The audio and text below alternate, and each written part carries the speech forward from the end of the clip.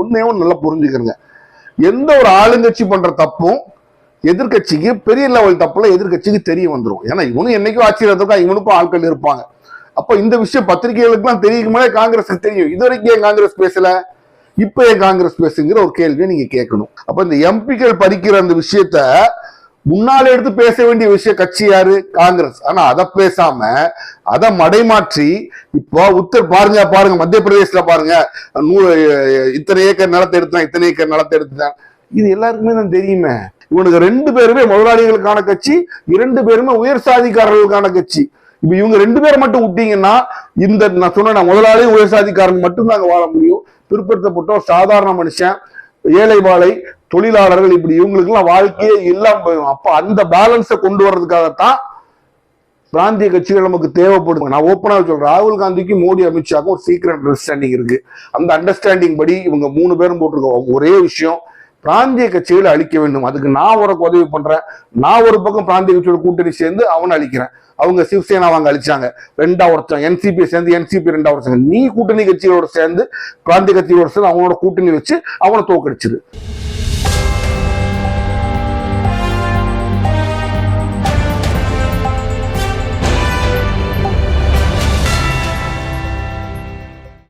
Hello friends, welcome to உண்மையும் பொய்மையும்.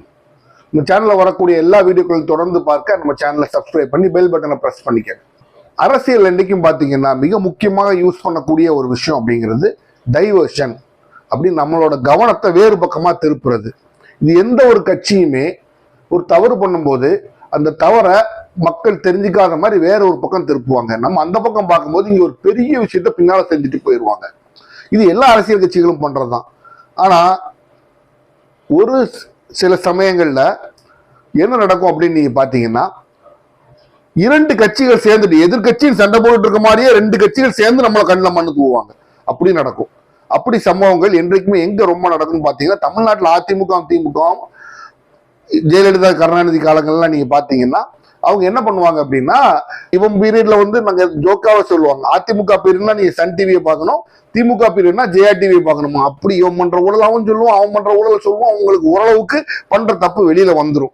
ஆனா டெல்லியில ஒரு பாரம்பரியம் சொல்லுவாங்க, என்ன டீசென்டியா காங்கிரஸ்காரங்களும் பிஜேபி காரங்களும் பாருங்க, ஒருத்தர் வெளியில பார்த்தா சிரிச்சுக்கிறாங்க, பேசிக்கிறாங்க. ஏன் சிரிக்க மாட்டான், ஏன் பேச மாட்டான்? 2 திருட்டு பயல்களும் ஒரே குட்டையில் உரிய மட்டையில், அவ்வளவுதான். கொள்கை மட்டும்தான் வித்தியாசங்க மாதிரி பேசிக்கிறோம்ல தவிர 2 பேருமே திருட்டு பசங்க. ஆனால் இவர் திருடுறத அவர் மறைச்சுக்கிட்டு, அவர் திருடுறத அவர் மறைச்சுக்குவார். பெருசா பேச மாட்டாங்க. அதை மீறி அவங்க பேசுனாங்க அப்படின்னா நம்மளை ஏமாத்துறாங்க அப்படின்னு தான் அர்த்தம். அப்போ இப்போ ஒரு சம்பவம் நடந்தது. அந்த சம்பவத்தை குறித்து தான் நான் பேச வர்றேன். அதுல பிஜேபியை காப்பாத்துறதுக்கு காங்கிரஸ் ஒரு புது வகையான ஒரு டாக்டிக்ஸ் எடுக்குது. பிஜேபியை காங்கிரஸ் எது காப்பாத்து, எதிர்கட்சி நீங்க எல்லாம் நினைச்சிட்டு கிடையாது. இந்த விஷயத்துல பிஜேபியை காப்பாத்தி பிஜேபி மேல மக்கள் கவனம் போயிடக்கூடாதுங்கிறதுக்காக ஒரு மிகப்பெரிய தப்பை செஞ்சுட்டு இருக்கும் போது கவனத்தை திசை திருப்ப காங்கிரஸ் ஒரு காரியம் பண்ணுது. நீங்க பார்த்திருப்பீங்க, மத்திய பிரதேசோட சிஎம் சீஃப் மினிஸ்டர் அவர் மேல ஒரு குற்றச்சாட்டு சொல்றாங்க. அதாவது உஜ்ஜைன் மாநகரத்தை சுத்தி ஒரு 169 ஏக்கருக்கு லேண்ட் வாங்கி போட்டாரு அப்படின்னு சொல்லி குய்யோ முறையோன்னு இப்ப காங்கிரஸ் கத்துது. எப்போ டிசம்பர் 2023 25 வரைக்கும் வாங்கி போட்டிருக்காரு. இப்ப இந்த விஷயத்த காங்கிரஸ் என் கையில் எடுக்கணும், பத்திரிகை வந்துச்சு நான் போடுறேன்னு ஒன்னே ஒன்று நல்லா புரிஞ்சுக்கிறேங்க. எந்த ஒரு ஆளுங்கட்சி பண்ற தப்பும் எதிர்கட்சிக்கு பெரிய லெவல் தப்புல எதிர்கட்சிக்கு தெரிய வந்துடும். ஏன்னா இவனும் என்னைக்கும் ஆட்சியில் இவனுக்கும் ஆட்கள் இருப்பாங்க. அப்ப இந்த விஷயம் பத்திரிகைகளுக்கு எல்லாம் தெரியும் மேலே காங்கிரஸுக்கு தெரியும். இது வரைக்கும் ஏன் காங்கிரஸ் பேசல, இப்ப ஏன் காங்கிரஸ் பேசுங்கிற ஒரு கேள்வியை நீங்க கேட்கணும். ஏன் அப்படின்னு உங்களுக்கு சொல்லிடுறேன். இப்ப நாட்டுல பிஜேபியோட பேர் பயங்கரமா கெட்டு போயிருக்கு. ஏன் அப்படின்னா, பெங்கால விட்டுருங்க, மகாராஷ்டிரால உத்தவ் தாக்கரேவோட எம்பிஸ் எல்லாம் மிரட்டி பணம் கொடுத்து விலைக்கு வாங்கிட்டாங்க. அதே மாதிரி அடுத்து உத்தரப்பிரதேசிலையும் அகிலேஷ் யாதவோட எம்பிகளையும் மிரட்டி அவங்களையும் தாங்க பக்கம் வாங்குறாங்க. இந்த விஷயத்துல நாட்டுல ஒரு மிகப்பெரிய அதிருப்தி, எல்லாத்தையும் காசு கொடுத்து பிஜேபி மேல வாங்குறாங்கன்னு எல்லாரும் கண்கொத்தி பாம்பா உத்தரப்பிரதேசையும் மகாராஷ்டிராவையுமே பார்த்துக்கிட்டு இருக்காங்க. அப்போ மக்களோட கவனம்லாம் எங்க இருக்கு, இவன் அடுத்து என்ன பண்ணுவான் அப்படின்னு அந்த 2 பேருமே பார்த்துட்டு இருக்காங்க. இப்படியே பார்த்துட்டுனா யாருக்கு பிரச்சனை, கெட்ட பேர் யாருக்கு வரும், பிஜேபி வரும். அப்போ பிஜேபியை காப்பாற்ற வேண்டிய கடமை யாரு, அது காங்கிரஸுக்கு இருக்கு. இப்போ இந்த என்ன பெரிய பியூட்டின்னு ஆங்கிலத்தை சொல்லுவாங்க, இது ஒரு பெரிய அழகு என்ன அப்படின்னா, உத்தவ் தாக்கரேவும் சரி அகிலேஷ் யாதவும் சரி காங்கிரஸோட கூட்டாளிகள் அலைஸ். இந்த லட்சணம் தான் காங்கிரஸுக்கு அவங்களுக்கும் தெரியணும். இப்ப இவங்க 2 பேரோட கட்சிகளோட எம்பிசியும் பிஜேபி அவங்கள வலுவலுக்க செய்யறதுக்காக பிஜேபி எம்பிகள்லாம் அவங்கள்ட்ட இருந்து பறிக்குது. அப்போ அத காங்கிரஸ் எக்ஸ்போஸ் பண்றதை விட்டுட்டு அந்த சமயத்துல காங்கிரஸ் வந்து பிஜேபியை காப்பாத்துறதுக்காக இந்த விஷயத்துக்கு கவனத்தை மாத்துறாங்க. இப்போ எம்பி சிஎம் லேண்ட் வாங்குறது பெரிய பிரச்சனையா, சிவசேனாவோட எம்பியையும் அகிலேஷ் யாதவோட எம்பிகளையும் அவங்க பறிக்கிறது மிகப்பெரியமான விஷயம். ஆனா எம்பிக்களை பறிக்கிறதா மிகப்பெரிய விஷயம். அப்ப ஏன் சிஎம் கிட்ட கவனத்தை திருப்புறாங்க காங்கிரஸ்? ஏன்னா இதை பத்தி யாரும் பேசக்கூடாது, ரீஜனல் பார்ட்டிஸ் சொல்ற பிராந்திய கட்சிகள்லாம் அழிக்கணும் அப்படின்னு 2 பேரும் கங்கணம் கட்டிட்டு இறங்கிட்டாங்க. அப்போ எல்லா பிராந்திய கட்சியும் ஒண்ணு புரிஞ்சுக்கணும், காங்கிரஸ் என்பது இன்றைக்கு பிஜேபியோட கைகோர்த்து நம்ம 15 வருஷம் ஆட்சியில் இல்லைனாலும் கைகோர்த்து ஜெகஜோதியா எல்லாத்தையும் அழிக்கணுங்கிற ஒரு முடிவுக்கு வந்துட்டாங்க. அப்ப இந்த எம்பிக்கள் பறிக்கிற அந்த விஷயத்த முன்னால எடுத்து பேச வேண்டிய விஷய கட்சி யாரு? காங்கிரஸ். ஆனா அதை பேசாம அதை மடைமாற்றி இப்போ பாருங்க மத்திய பிரதேசல பாருங்க, இத்தனை ஏக்கர் நிலத்தை எடுத்தான், இத்தனை ஏக்கர் நிலத்தை எடுத்துட்டான். இது எல்லாருக்குமே தான் தெரியுமே, எல்லா கவர்மெண்ட்லயும் பண்றது தானே. இப்ப இதையே இந்த சமயத்துல நீங்க மேல கொண்டு வர்றீங்க. ஏன்னா உங்களுக்கு இந்த சமயத்துல பிஜேபி உங்களுக்கு என்ன காப்பாத்தி விடுன்னு சொல்லி உங்களுக்கு இந்த விஷயத்தை எடுத்து கொடுக்குது. நீங்க பிஜேபி எடுத்து கொடுக்குற விஷயத்த நீங்க பேசி பிஜேபியை காப்பாத்துறீங்க. உடனே நீ என்னையா காங்கிரஸ் பிஜேபி திட்டிக்கிட்டே இருக்கேன் அப்படின்னா உண்மை அதுதான். 2014 ஆட்சிக்கு வரும்போது மோடி அவர்கள் ஒண்ணு சொன்னார், தாமாத் அதாவது மருமகன், இந்த குடும்பத்தோட மருமகன் ராபர்ட் வத்ரா அவர்கள் மேல ஒரு மிகப்பெரிய குற்றச்சாட்டு வச்சு ஹரியானால அவர் நிலத்தை அபகரிச்சு கவர்மெண்ட் லேண்டை வாங்கிட்டாரு, அவரை புக் பண்ணி உள்ள தள்ளிடுவோம், எங்க கிட்ட எல்லா எவிடன்ஸ் இருந்து 2014 ஆட்சிக்கு வரும்போது சொன்னாங்க. இன்றைக்கு 2026 என்ன நடந்திருக்கு? ஒன்றுமே நடக்கல. காங்கிரஸ் அங்க குற்றச்சாட்டு பண்ணி சிங்க குற்றச்சாட்டு பண்ணி சொன்னாங்க. 12 வருஷம் ஆட்சிக்கு வந்தாச்சு, என்ன நடந்துச்சு? ஒண்ணுமே நடக்கல. காங்கிரஸ் தலைமை ஃபேமிலியை தொடமாட்டோம் அன்ரிட்டன் அக்ரிமெண்ட் பண்ணி அவங்க கொடுத்துருக்காங்க. இவங்களும் என்ன அக்ரிமெண்ட் பண்ணி கொடுத்துருக்காங்கன்னா, வாங்க நாங்களும் உங்களை பெரிய லெவல்ல இடிக்க மாட்டோம், நீங்க இருக்கிற வரைக்கும் நீங்க எங்களை ஒண்ணும் பண்ணாதீங்க, நாங்க உங்களை அங்க ஒண்ணும் பண்ண மாட்டோம். ஆனா நம்ம 2 பேரும் சேர்ந்து பிராந்திய கட்சிகளை வச்சு செய்வோம்னு ஒரு முடிவுக்கு வந்துட்டாங்க. அப்ப மக்கள் இதை பார்த்து புரிஞ்சுக்கிற வேண்டியது என்ன, டீசென்சிங்கிற அரசியல் ஒண்ணு கிடையாது. ஏன்னா இந்த 2 பசங்களும் தான் டீசென்சின்னா நாட்டுல அப்ப இன்டீசென்ட் நம்ம யார சொல்றதுன்னு தெரியல. பிஜேபியும் காங்கிரஸும் தான் டீசென்சி, அவர்கள்லாம் ஒத்துழைச்சு போறாங்க, அரசியல் இப்படிதான் நடத்தணும், அதுக்கு முன்னுதாரணம் அப்படின்னா அதை விட கேவலமான அரசியல் உலகத்துல வேற எதுவுமே கிடையாது. 2 கட்சியுமே கேவலமான ஒரு கட்சி. இவங்களை நம்ம முன்னுதாரணமா எடுத்து நம்ம செய்யறோம், அதைதான் டீசென்சின்னு சொன்னோம்னா எனக்கு சிரிப்பு தான் வருது. அப்போ நீங்க அரசியல மக்கள் ஒரு விஷயத்தை நல்லா புரிஞ்சு பார்க்கணும். பிராந்திய கட்சிகள் வந்து நீங்க பிராந்திய கட்சியில் இருந்தா அந்த நாட்டுல 2 கட்சி போதாதா? 2 கட்சி போதாதுங்கிறது கொஸ்டின். 2 பேருமே திருட்டு பயிரா இருக்கும் போது அவங்களுக்கு கவுண்டர் செக் பேலன்ஸ் சொல்லுவாங்க. ஒரு விஷயத்த பேலன்ஸ் பண்ணி வைக்கிறதுக்கு இன்னொரு விஷயம் இருக்கும். அந்த இன்னொரு விஷயம் தான் அந்த பிராந்திய கட்சிகள்.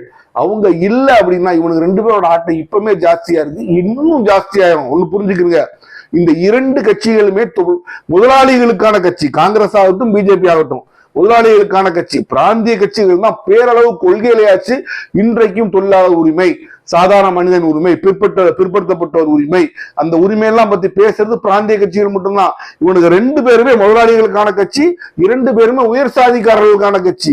இப்ப இவங்க 2 பேரை மட்டும் விட்டீங்கன்னா இந்த நான் சொன்ன முதலாளி உயர் சாதிக்காரன் மட்டும்தான் வாழ முடியும். பிற்படுத்தப்பட்டோர், சாதாரண மனுஷன், ஏழை வாழை, தொழிலாளர்கள், இப்படி இவங்களுக்கு எல்லாம் வாழ்க்கையே இல்லாம போயிடும். அப்ப அந்த பேலன்ஸை கொண்டு வர்றதுக்காகத்தான் பிராந்திய கட்சிகள் நமக்கு தேவைப்படுது. ஏன்னா பிராந்திய கட்சிகள் செஞ்சுதான் ஆகணும், ஏன்னா அவனோட வாக்கு வங்கி அங்கதான் இருக்கு. அப்போ மாநிலங்களோட உரிமையும் பத்தி பேசுறதுக்கு பிராந்திய கட்சிகள் தேவை. இதை மறைக்கணும், இதை அழிக்கணும், இந்த பிராந்திய கட்சிகள் அழிக்கணுங்கிறதுக்கு தான் அப்பப்ப நீங்க பாருங்க பிஜேபி எப்பெல்லாம் பிரச்சனை மாட்டதோ அப்போ ஒருத்தர் பாஞ்சு வந்து காங்கிரஸ்ல ஒருத்தர் வந்து ஹெல்ப் பண்ணுவாரு. இந்த விஷயத்த பேசுவாங்க. இன்னும் 10 நாள் கழிச்சு பாருங்க, இந்த 10 நாள் கழிச்சு அவங்க எல்லா எம்பிசி எல்லா கட்சியில இருந்து பறிச்சு எல்லாம் வச்சு செட்டில் ஆனதுக்கு அப்புறம் காங்கிரஸ் இதை பத்தி பேசாது, இதை எடுத்து பெரிய லெவலில் ப்ரொடெஸ்டும் பண்ணாது. ஏன் பண்ணாது? காரணம் என்னன்னா, சரி ரைட்டு பண்ணி உனக்கு சேஃப் ஆயிட்டு இல்லப்பா, சேஃப் ஆயிட்டா ரைட், இப்போ நான் பேச வேண்டாம்னு பிஜேபி சொன்னது அப்புறம் பேசாது. இதுதான் இது வரைக்கும் இந்திய அரசியல்ல கடந்த 12 வருஷமா நடந்துட்டு இருக்கு.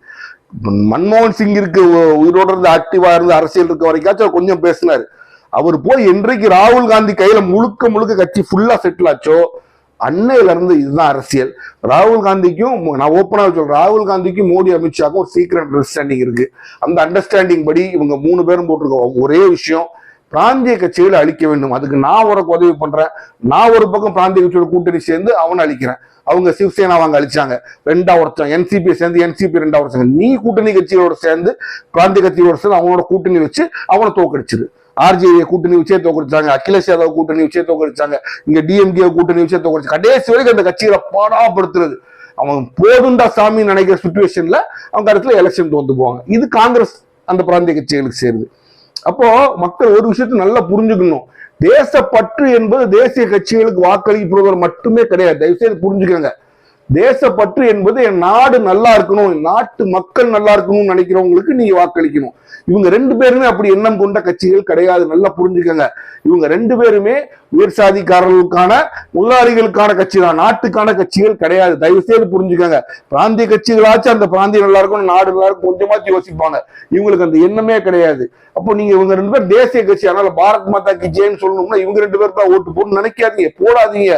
உங்கள் பிராந்தியத்தில் உங்களுக்காக வேலை பார்க்கிற கட்சிகளுக்கு ஓட்டு போட்டு எம்பி ஆகட்டும் எம்எல்ஏ ஆகட்டும் அவங்க நீங்க தேர்ந்தெடுங்க. அவங்க மேல போய் அவங்க ஒரு ஆட்சி அமைக்கணும். ஒண்ணு இவங்க வில்லன் சப்போர்ட் பண்ணிட்டு அல்ல அவங்களோட பெருவாரியான சப்போர்ட்ல இவங்க ஆட்சி அமைச்சாதான் நாட்டுல நல்லது அப்படிங்கிறது ஒண்ணு நடக்கும். முழு மெஜாரிட்டி காங்கிரஸ்க்கோ பிஜேபிக்கோ கொடுக்காதுங்க. இந்த ஒரு விஷயம் நான் ஒரு விஷயம் சொல்றேன். இது மாதிரி பல விஷயங்கள்ல இப்ப ஆட்சியில இருக்கிற பிஜேபிய காங்கிரஸ் உதவி பண்ணி பெரிய பிரச்சனைல இருந்து காப்பாத்தி விட்டுருக்கு. அவ்வளவு விஷயத்திலையும் ஒரு 10 நாள் ராகுல் காந்தி பேசுவாரு, பேசிட்டு விட்டுட்டு போயிடுவாரு. ஏன்னா அதை அவர் பேசிட்டா வேற ஒருத்தன் பேசிடுவான், அப்ப விஷயம் வெளியில வந்துடும். இப்ப நம்ம முதல்ல போய் பேசுறோம், நம்ம பேசிடுவோம், பேசிட்டு ஒரு 10 நாள் பார்ப்போம், மற்றவங்களுக்கு பேச வாய்ப்பு கிடைக்காது, நம்ம 10 நாள் பேசிட்டு அதை விட்டுட்டு போயிடுவோம். இதே தான் காங்கிரஸ் பண்ணிக்கிட்டு இருக்கு. இந்த மத்திய பிரதேச சிஎம் விஷயத்திலையும் பாருங்க இதே தான் பண்ணும். அப்புறம் 10 நாள்ல மறைஞ்சிரும். அதுக்குள்ள பிஜேபி தான் பண்ண வேண்டிய காரியங்கள் நம்ம பண்ணி எம்பிக்கெல்லாம் பிடிங்கி சேர்த்து வச்சுக்குவோம். இதுதான் நடக்க போகுது. அப்ப இந்த சூழ்ச்சி வலையை உங்க முன்னால் நான் சொல்றேன். ஏன் சொல்றேன் அப்படின்னா, உங்கள் பிராந்திய கட்சிகளை ஆதரியுங்கள். பிஜேபியும் காங்கிரஸும் ஒரே காயினோட ரெண்டு பக்கம், நல்லா புரிஞ்சுக்கங்க. ஹெட் சூழுத அப்படின்னு பார்த்தா அது டெய்ல்னு பார்த்தா ரெண்டும் காயின் ஒண்ணுதான். ஆனா இது ஹெட் அது டெய்லு. இது இல்லாம அது கிடையாது, அது இல்லாம இது கிடையாது. நல்லா புரிஞ்சுக்கங்க. அவர்களுக்கு என்னோட ஒப்பீனியன் படி அவர் இருவருமே ஒதுக்கப்பட வேண்டியவர்கள் தான். இவன் ஒரு காரணம் சொல்லி தன்னை ஒதுக்குன்னு சொன்ன மதவாதின்னு சொன்னீங்கன்னா அதே மாதிரி 1000 தவறுகள் காங்கிரஸ் மேலேயும் இருக்கு. காங்கிரஸும் ஒதுக்கப்பட வேண்டிய கட்சி தான். பிராந்திய கட்சிகளை ஆதரியுங்கள். மீண்டும் சந்திப்போம்.